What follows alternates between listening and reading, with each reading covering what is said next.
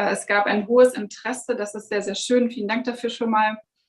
Ich kann darauf hinweisen, während wir noch auf die Leute warten, die sich einwählen, dass es eben heute ein zweisprachiges Webinar ist. Und Sie und ihr könnt bei dieser Globus-Funktion auswählen, welche Sprache, Englisch oder Deutsch oder Original ihr oder Sie hören wollt. Ich werde auf jeden Fall auf Deutsch sprechen, der Kommissar auf Englisch und Sven Giegold wahrscheinlich auch auf Deutsch, vermute ich.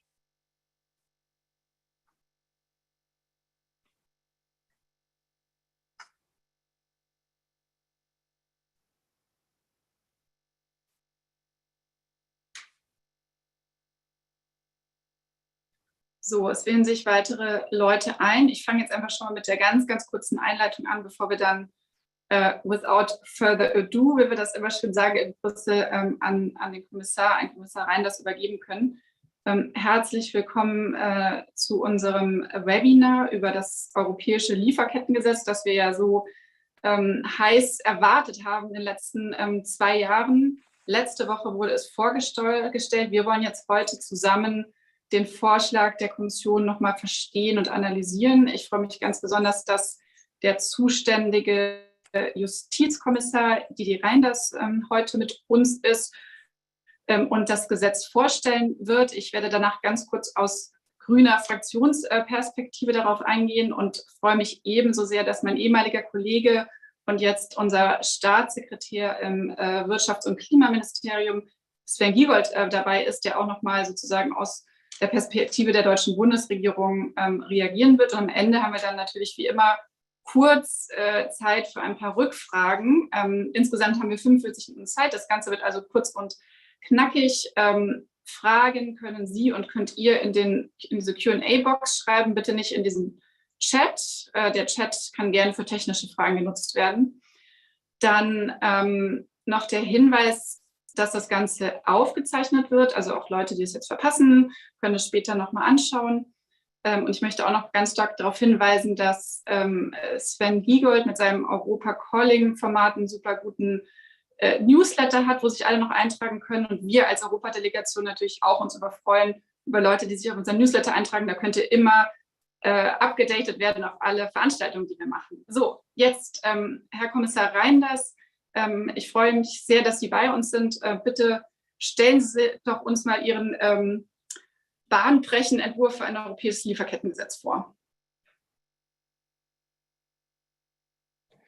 Well, thank you very much, Anna. I will try to be not too long to present the initiative. I'm very pleased to see Sven Giegold with us. Thank you very much for your presence. And ladies and gentlemen, I would say that it's a pleasure, of course, to have such an opportunity to take part in this webinar and to have the possibility to present the legislative proposal now adopted by the Commission last week on corporate sustainability and due diligence. I want to particularly thank you, Anna, for your invitation, but also for your strong support, interest, and contribution to this file. It was a long process, you know. The road to the adoption of this initiative was quite long, but I think we succeeded in delivering a strong, coherent, and balanced legislative proposal last week. Of course, it was an important moment last week to decide on such an initiative. Unfortunately, the day after, we have had the aggression of Russia in Ukraine. And so, of course, since then, we are working a lot on the sanctions, on the unity of the European Union to react against such an aggression. But we need also to continue to work on our priorities. And so it's very important to me to try to explain to you what we are doing with our initiative on, again, corporate sustainability and due diligence. And this proposal aims to support a shift that is needed at corporate level. It will strongly reinforce the role of environmental, climate, and human rights considerations in two businesses' operations in a proportionate but efficient manner. Businesses play, you know, that a key role in creating a sustainable and fair economy and society. They have recognized the need to act, and some of them have already taken measures to address the adverse effects of their actions on human rights or the environment. However, progress has been often too slow and uneven. Up to now, the Union's regulatory environment has not offered EU common companies a transparent and predictable framework to assess and manage sustainability-related risks and impacts in their value chain. And some member states, like France and last year Germany, already adopted national laws on due diligence, and others are considering action to foster more sustainable corporate governance, like in the Benelux or in Scandinavian countries. And there are some elements in Italy too. For companies across the EU, this would imply a need to comply with varying obligations from one member state to another one. And in light of all this, it is clear that action is necessary at EU level, and certainly to avoid any fragmentation with so many different laws in the different member states.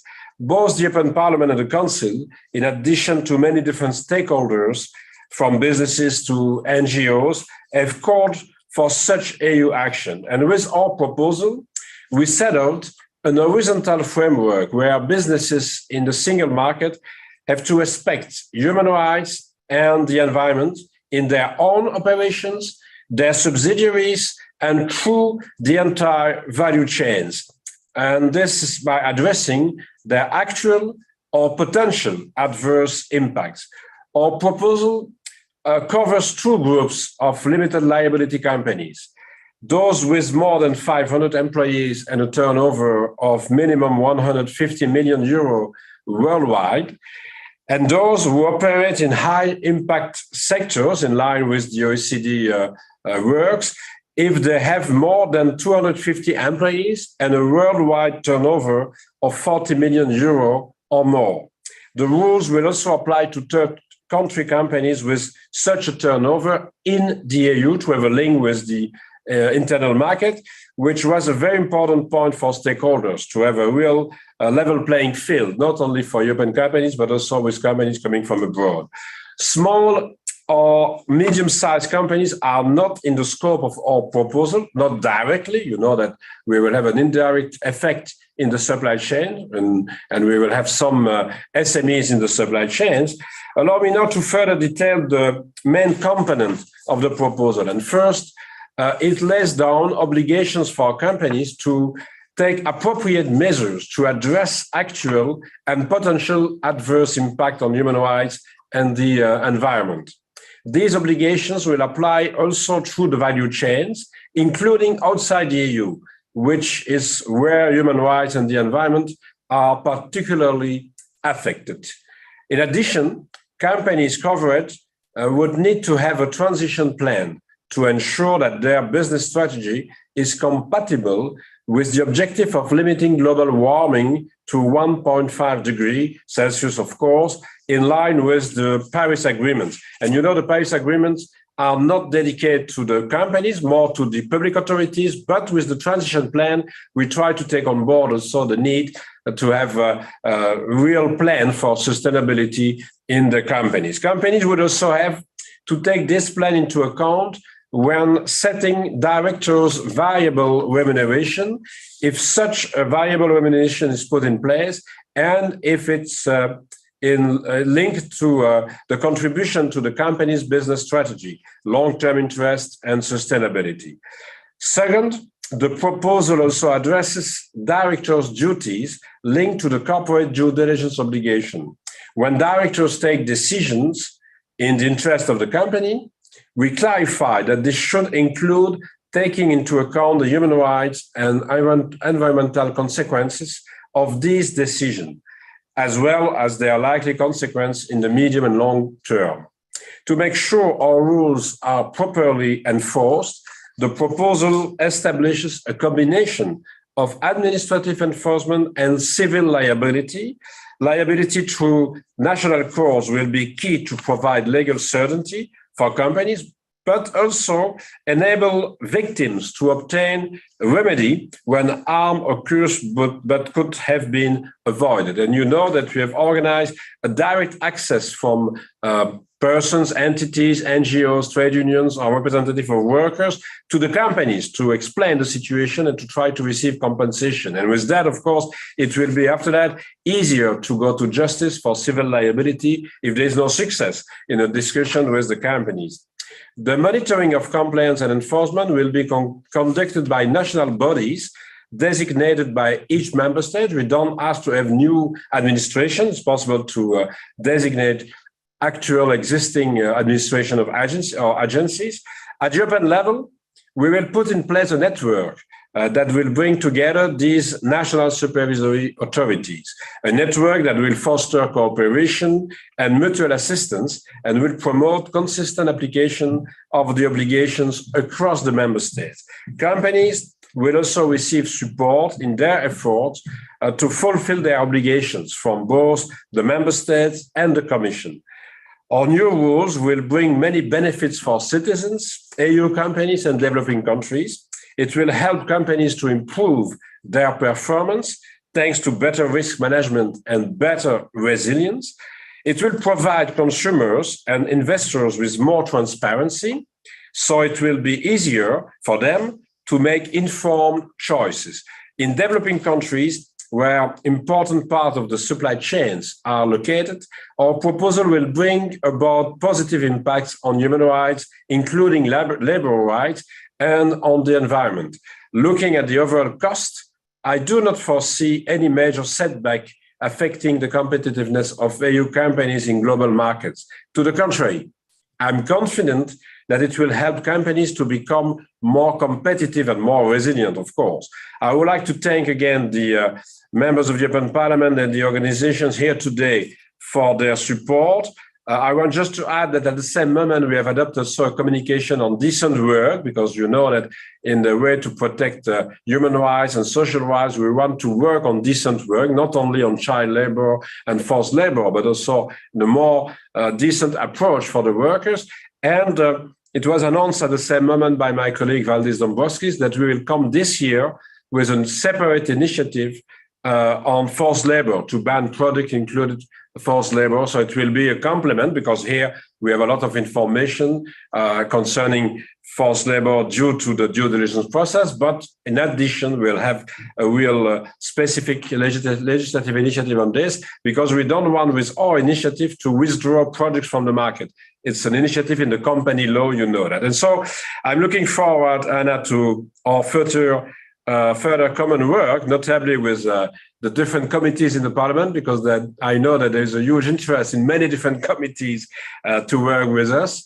And I'm hoping that we'll have the possibility to maintain a very high ambition, because you know that with our proposal, we have a higher level of ambition than in the national laws. In Germany or in France, to take the two main examples, we want to have a broader scope. We want to go to the entire supply chain and not just to stop to the tier one. But of course, we need also to discuss with the Council. I've proposed a presentation of our initiative to the Compet Council last week. I had the opportunity to cross Sven Giegold during such a meeting. And I'm sure that we need to don't take too much time to fix the position in the Parliament, the Council, and to organize a trilogue. I'm hoping that we will conclude our discussions during this mandate of the Parliament, this mandate of the Commission. But thank you again for this invitation and the opportunity to present to you our initiative. And of course, I'm looking forward to our exchange today. Ja, thank you so much, Didier. Vielen herzlichen Dank. Erst auch mal, dass Sie auch seit Jahren das Gesetz vorantreiben, zusammen mit dem Europaparlament, vielen Akteuren hier, waren Sie es ja auch vor allen Dingen in der Kommission, die das Gesetz vorangetrieben haben. Wir sind sehr froh, dass es jetzt endlich vorliegt. Ich glaube wirklich, dass es ein Hebel sein kann, die Globalisierung gerechter zu gestalten. All das, was wir immer so schön in den Sonntagsreden sagen. Ich würde wirklich jetzt nur 2-3 Minuten nehmen, um einmal kurz aus grüner Perspektive den Vorschlag zu kommentieren. Das könnte ja auch interessant sein für Sie. Und dann, wie gesagt, gebe ich das Wort an unseren Staatssekretär Sven Giegold. Und am Ende haben wir dann noch mal kurz Zeit für Rückfragen an den Kommissar. ich glaube, wie Sie das auch gesagt haben, Herr Kommissar, dass der Vorschlag der Kommission über das hinausgeht, was wir in vielen nationalen Kontexten sehen. Und das ist gut so, weil das ist auch das, was wir im Europäischen Parlament in unserer Resolution vor einem Jahr gefordert haben. Zum Beispiel, dass wir die gesamte Lieferkette uns anschauen. Es bringt ja nichts, wenn man irgendwie nur den ersten Zulieferer sich anschaut. Die meisten Menschenrechtsverletzungen passieren am Anfang der Lieferkette. Ich finde es auch gut und unglaublich wichtig, natürlich als Grüne nicht so überraschend, dass auch umweltbezogene Sorgfaltspflichten aufgenommen werden und über die sogenannten Directors' Duties auch ein Bezug zu Klima und den Pariser Klimazielen hergestellt wurde. Das hatte auch das Europaparlament gefordert. Eine der allerwichtigsten Debatten, die wir auch im deutschen Kontext hatten und auch im Europäischen Parlament beschieden hatten, nämlich dass es Regeln gibt, die über eine Haftung sicherstellen, dass Opfer von Menschenrechtsverletzungen auch Zugang zu Gerechtigkeit und zu Gerichten haben, ist ebenfalls enthalten. Also das finde ich alles sehr gut, ebenso wie Sie gesagt haben, dass wir eine Eigeninitiative zu einem Importstopp für Produkte aus Zwangsarbeit haben. Ich finde das gut, dass das nicht vermischt ist mit dem Lieferkettengesetz. Dann vielleicht 2, 3 Punkte, wo wir Grüne sagen würden, da wollen wir noch mal ran, weil das ist jetzt auch nicht überraschend. Wir versuchen ja, glaube ich, fast immer bei allen Dingen im Parlament auch noch mal irgendwie nachzuschärfen. Ich glaube, dass die Beschränkung der Sorgfaltspflicht auf das Prinzip etablierte Geschäftsbedingungen, so wie das in dem Vorschlag heißt, ein Konzept, das es in den UN-Leitprinzipien für Wirtschaft und Menschenrechte nicht gibt, eventuell das Risiko birgt für gewisse Schlupflöcher. Ich finde zweitens fraglich, ob es schlau ist, KMUs, also kleine und mittelständische Unternehmen, komplett auszuschließen. Also selbst wenn man mit Unternehmen redet, finde ich, haben eigentlich alle immer wieder gesagt, dass wichtiger als die Unternehmensgröße ist eigentlich die Frage des Risikos. Und wenn man halt in einem Risikosektor aktiv ist und ein kleines Unternehmen ist, sollte man meiner Meinung nach auch eine Due Diligence-Prüfung vornehmen. Ich frage mich auch, ob nicht die Haftungsklausel, die ich ja gelobt habe, und ich finde das sehr, sehr gut, dass das drin ist, nicht auch noch viele Schlupflöcher lässt, wenn man zum Beispiel eben auch über diese etablierten Geschäftsbedingungen alleine geht oder weitere Schlupflöcher, zum Beispiel wenn die Unternehmen die Opfer nicht nachweisen können, dass die Sorgfaltspflicht des Unternehmens unangemessen war. Also da sehe ich noch Möglichkeiten für Schlupflöcher und ich glaube, das ist das, wo wir als grüne Fraktion im Europaparlament noch ein bisschen nachsteuern wollen und gegebenenfalls können Sie ja vielleicht am Ende auch noch was zum Prozess sagen, weil genau, das hat jetzt lange gedauert, das Lieferkettengesetz wurde ein paar Mal verschoben.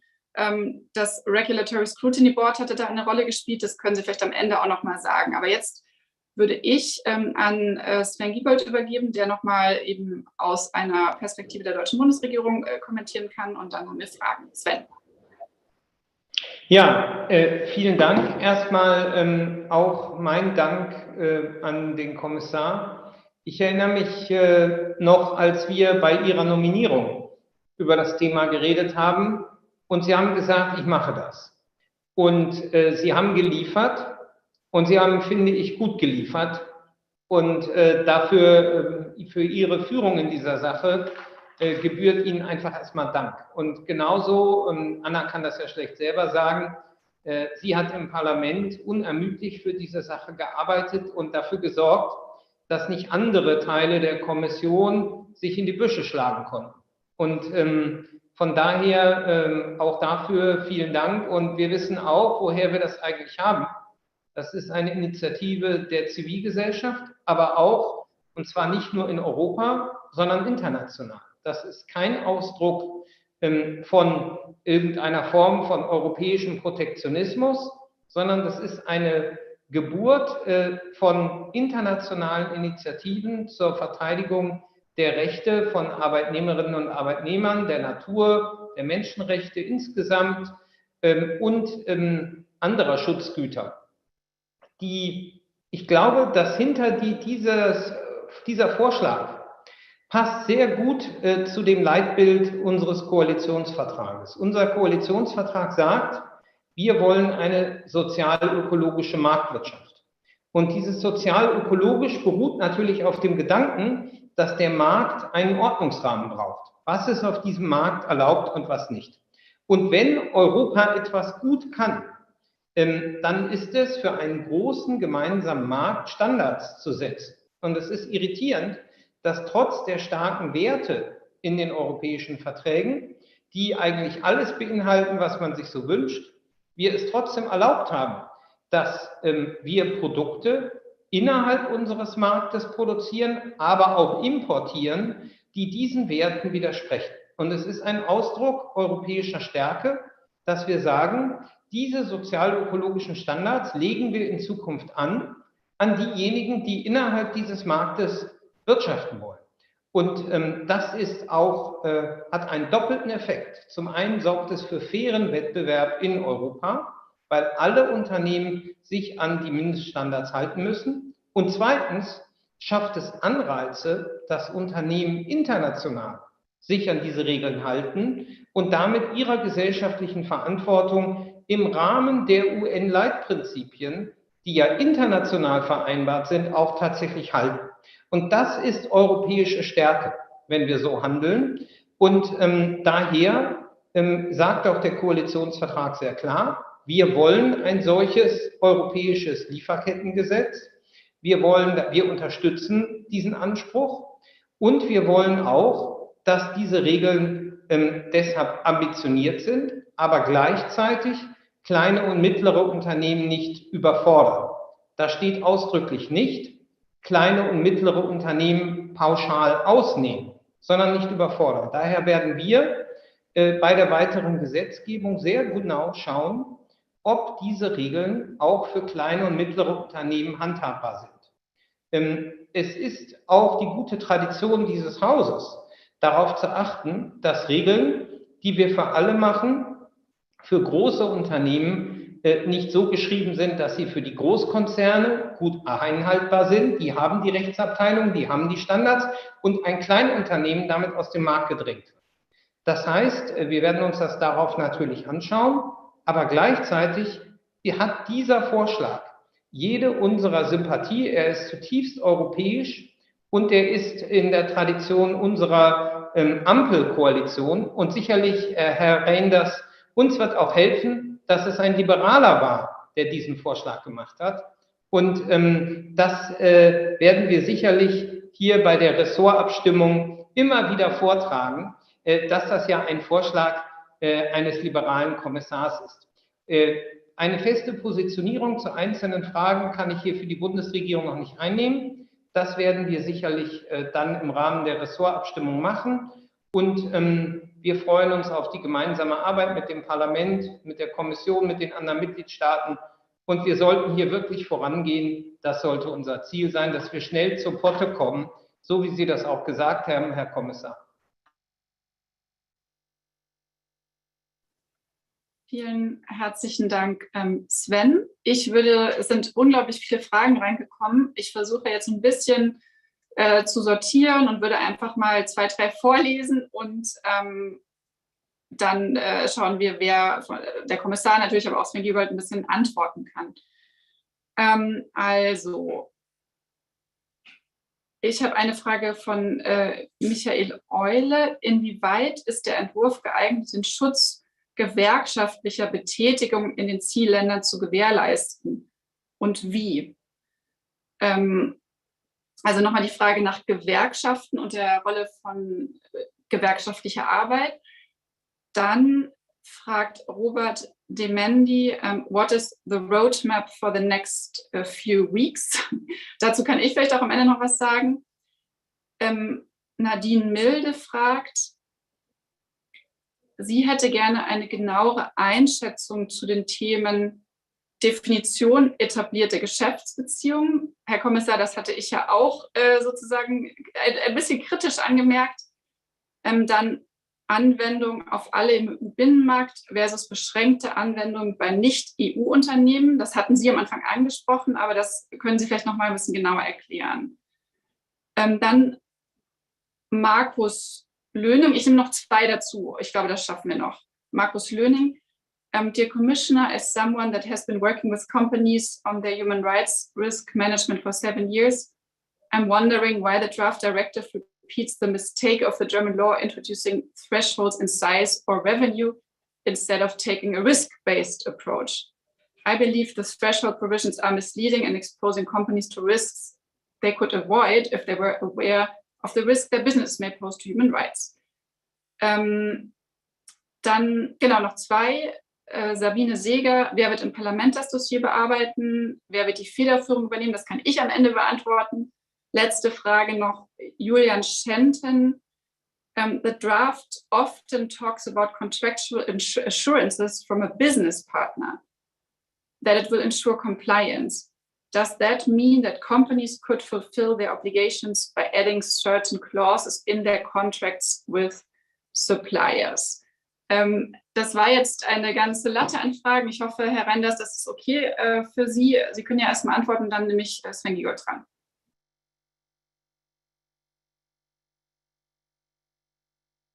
Okay.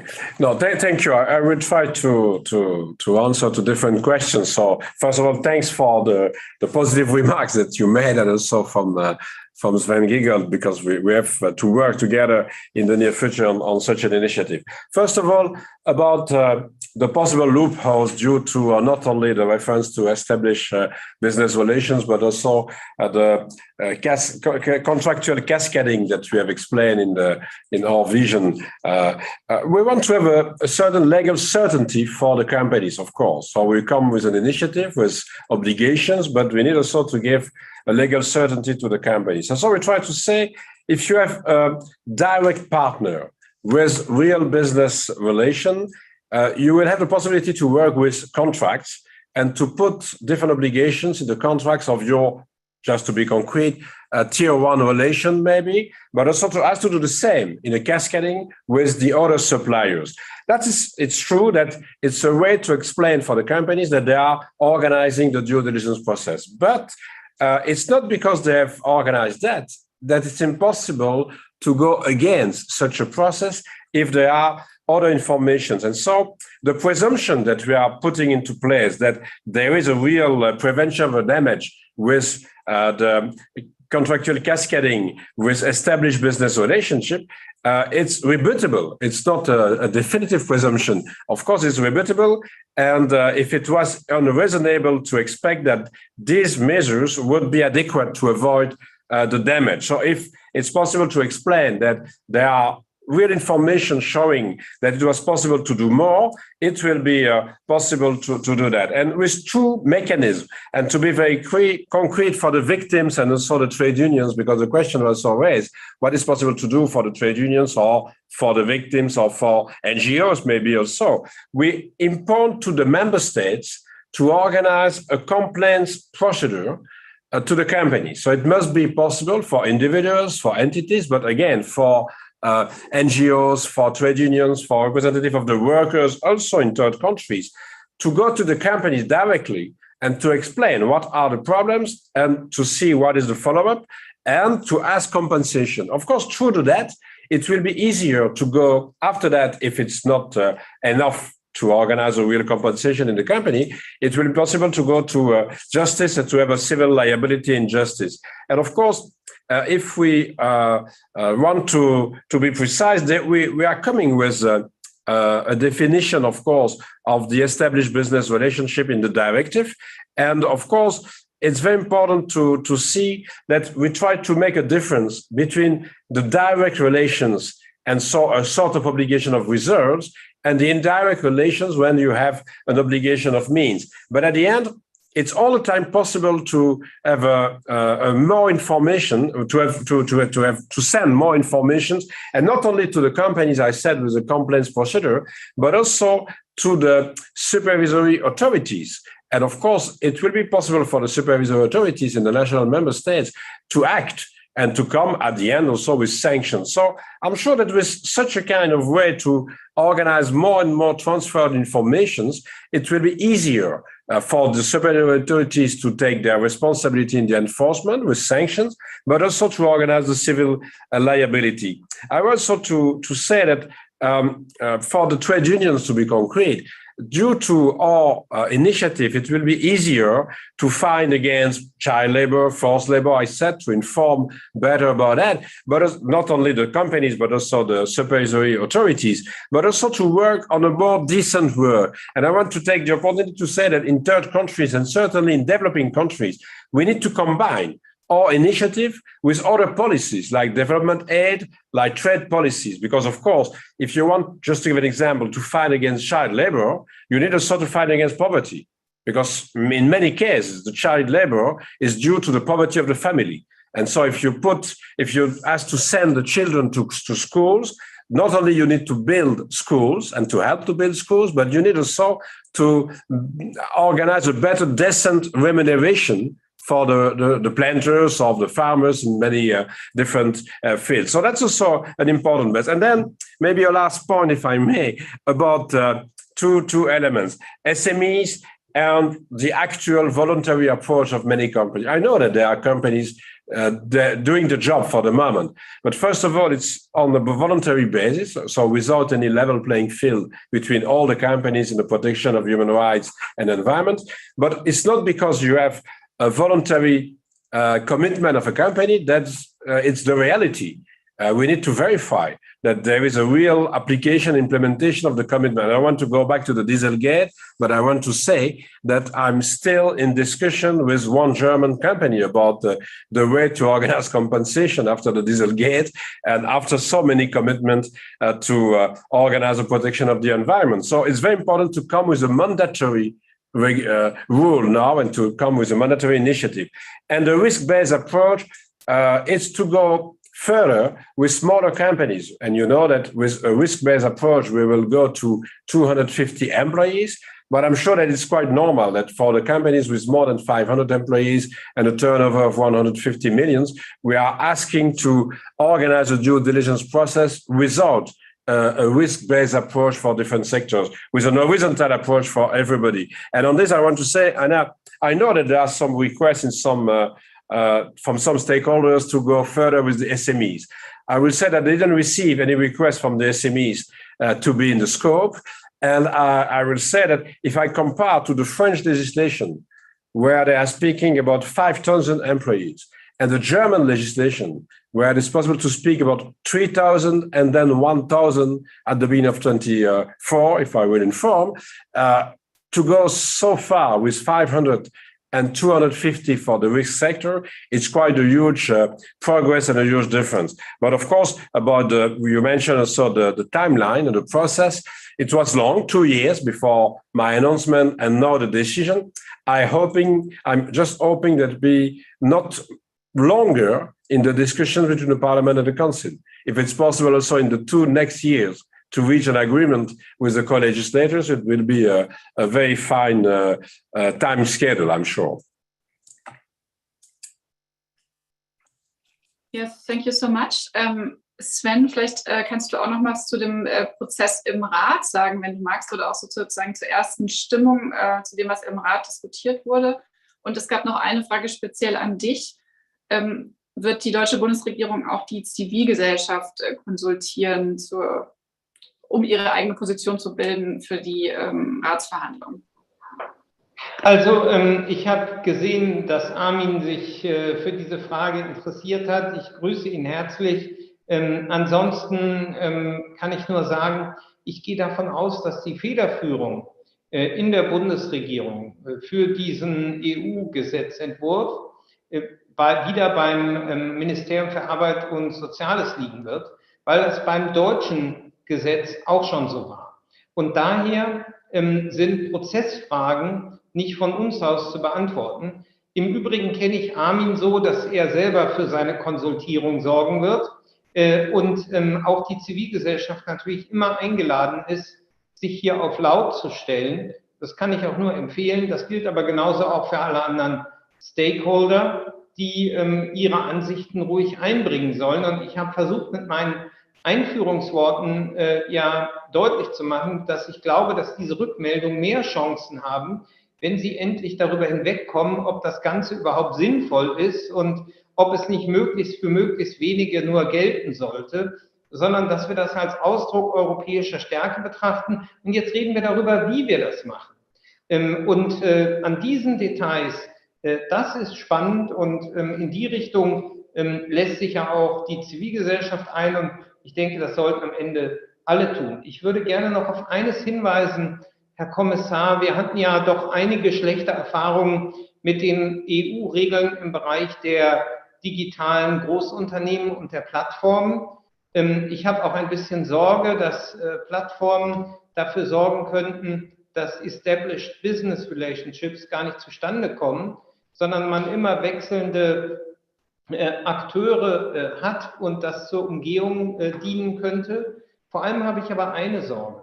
Wir sehen, dass die kritischen Unternehmen sich in EU-Mitgliedstaaten ansiedeln, die beim Enforcement, bei der Durchsetzung der Rechte besonders schwache Standards haben. Das heißt, es reicht nicht zu sagen, es gibt jeweils nationale Behörden, sondern die europäische Ebene muss tatsächlich handlungsfähig sein, für die gleichmäßige Durchsetzung der Regeln zu sorgen. Nicht, kleiner Witz am Rande für Sie, Herr Kommissar, manche dann wieder goldene Passports ausgeben und andere nicht und sich die Kommission dann nicht traut, dagegen in aller Schärfe vorzugehen.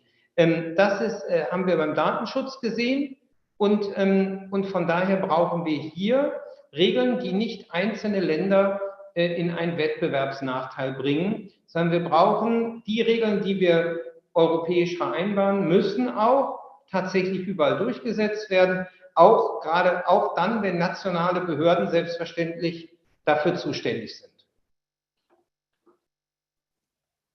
Ja, vielen herzlichen Dank, Sven, nochmal für den wichtigen Hinweis des Enforcements. Herr Kommissar, da können Sie ja vielleicht am Ende noch mal ganz kurz drauf eingehen. Ich würde 2 Fragen jetzt einfach noch schnell mit reinnehmen, die noch reingekommen sind, dass wir so viele Menschen wie möglich auch hören können. Und dann können Sie einfach gerne abschließen. Wir haben noch ein paar Minuten Zeit. Einmal war noch eine Frage von Lioba Schwarzer zu den klimabezogenen Sorgfaltspflichten. Laut Entwurf müssen Unternehmen analysieren, ob ihr Handeln klimaschädigend ist und einen Plan aufstellen. Die Frage ist aber jetzt von ihr, was passiert, wenn die Unternehmen das dann nicht umsetzen, diesen Plan, und wie wird das sanktioniert? Und noch eine zweite kurze Frage von Laura Mack. Wie schätzen Sie die Gefahr ein, dass Zulieferer in Risikoregionen von den Unternehmen in der EU aus der Lieferkette herausgenommen werden, Geschäftsbeziehungen eingestellt werden, um haftungsrechtliche Risiken zu minimieren? Das sind, glaube ich, 2 super wichtige Fragen, die uns auch immer im Parlament sozusagen umgetrieben haben. Ich kann zum Prozess noch kurz im Parlament was sagen, weil dazu auch mehrere Fragen kamen. Genau, jetzt im Parlament wird sozusagen entschieden, welcher Ausschuss federführend ist. Ich gehe ganz stark davon aus, dass das der Juri, der Rechtsausschuss sein wird, weil der auch schon sozusagen den Eigeninitiativbericht gemacht hat, den wir letztes Jahr abgestimmt haben, und dass dann mehrere Ausschüsse Stellungnahmen abgeben, wie zum Beispiel der Handelsausschuss, eventuell auch der Binnenmarktausschuss und auch andere. Das Interesse, wie auch Herr Reinders gesagt hat, im Parlament ist sehr, sehr groß an dem Vorschlag. Ich glaube, dass quasi viele Ausschüsse da mitarbeiten wollen. Genau, Herr Reinders, vielleicht können Sie noch mal auf die Fragen eingehen und auch die von Herrn Sven Giegold aufgeworfene Frage zum Enforcement.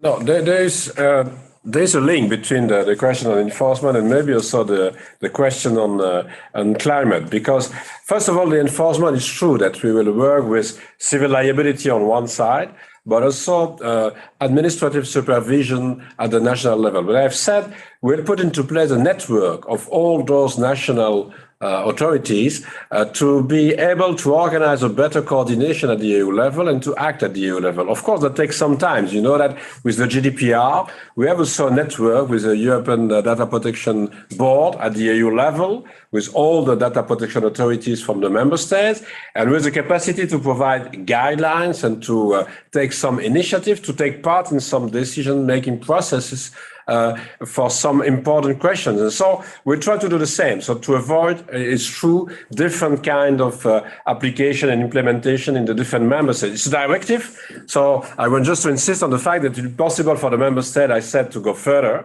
than the proposal of the Commission. It will be possible to go more in depth for some sectors, like the discussion that we have for the moment about deforestation.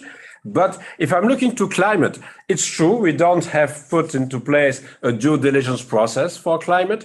We have organized a transition plan, but the enforcement will be the same. So the administrative authorities will have the same capacity to react about a lack of existence of transition plan in some companies, or a lack of precision in the transition plan. So we will have the capacity to react, and not only with some remarks, but also with some fines. And you know that you have said that for the fines, it will be in the hand of the member state, but it will be important to be proportionate, but also effective and dissuasive. And it will be in proportion with the turnover. So we ask, like in other new legislation like the DSA, to have a real effect with the sanctions. But the sanctions will be applicable for the climate part of our proposal. So for the transition plan, if it's not in place or if it's not enough.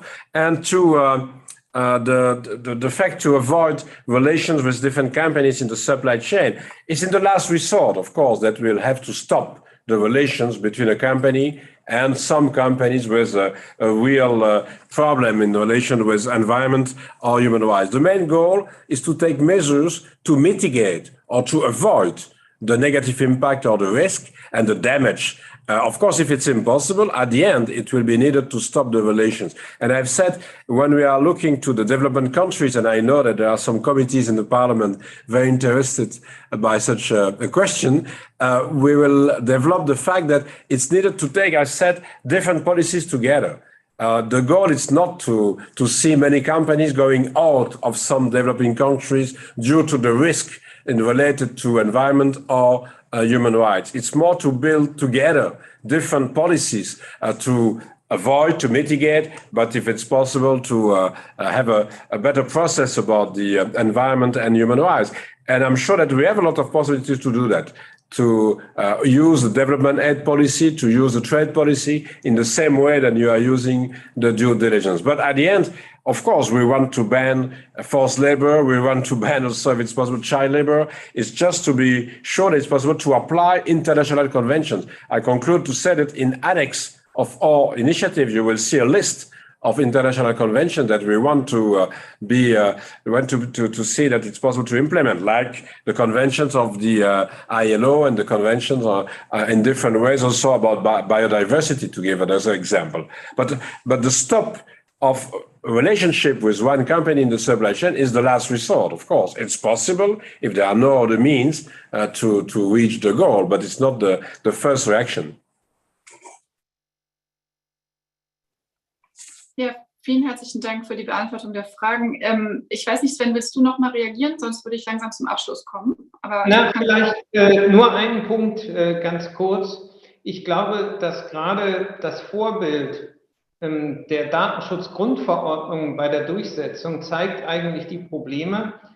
Ich sage mal ironisch, wenn wir nicht Max Schrems als Enforcer in Chief hätten, wären wir wirklich noch nicht so weit, wie wir sind. Also, und die Rechtsdurchsetzung per Klagen von Max Schrems ist natürlich eine Möglichkeit zur Durchsetzung europäischer Gesetze, aber vielleicht wäre es besser, wenn wir gleich Gremien schaffen, die überall in Europa für fairen Wettbewerb sorgen. Sonst muss Max noch eine zweite NGO gründen, das wäre ja ein bisschen viel. Das mit Zwinker-Smiley, und vielen Dank an Anna für die Organisation von dem Webinar.